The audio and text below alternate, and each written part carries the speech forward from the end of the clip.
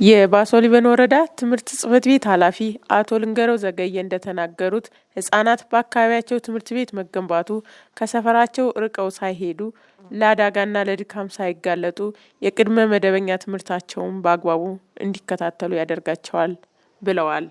ልንገረው ዘገየ ይባላል የባሶ ሊበን ወረዳ ትምህርት ጽሕፈት ቤት ኃላፊ። መልካም እንግዲህ በዛሬው ዕለት እንደሚታወቀው በባሶ ሊበን ወረዳ በይጁቤ 01 ቀበሌ በሰፈር 6 የቅድመ መደበኛ ትምህርት ቤት መሰረተ ድንጋይ አስቀምጠናል። በዋናነት የዚህ ግንባታ የተቀመጠው የበጀቱ ምንጭ አልማ ነው ማለት ነው። በአልማ የሚገነባ ነው።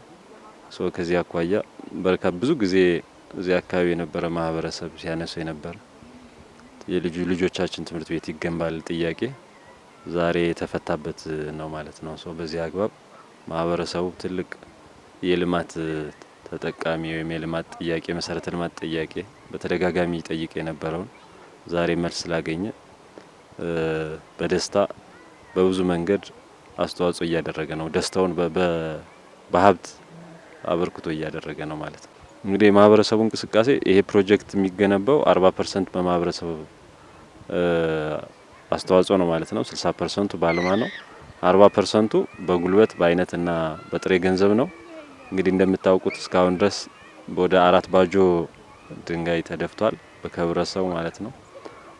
በጥሬ ገንዘብ በአካውንት ተከፍቶ እየተሰበሰበ ያለበት ነባራዊ ሁኔታ አለ።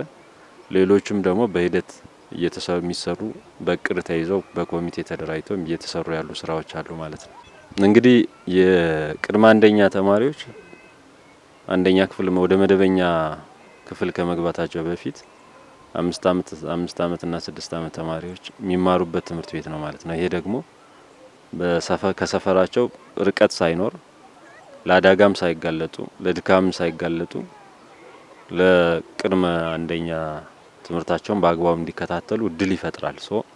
ከዚህ አኳያ እዚህ አካባቢ ይሄን የመሰለ ትምህርት ቤት መገንባት አለበት ብለን ስናስብ ለህፃናት ከሚደርስባቸው ጉዳትም ፕላስ ሌላ ቦታ ላይ ሲመላለሱ ከድካማቸው አኳያ ችግራቸው ይቀርፋል ብለን አስበን ነው ማለት ነው እዚህ እንዲገነባ ያደርገን ያስብ።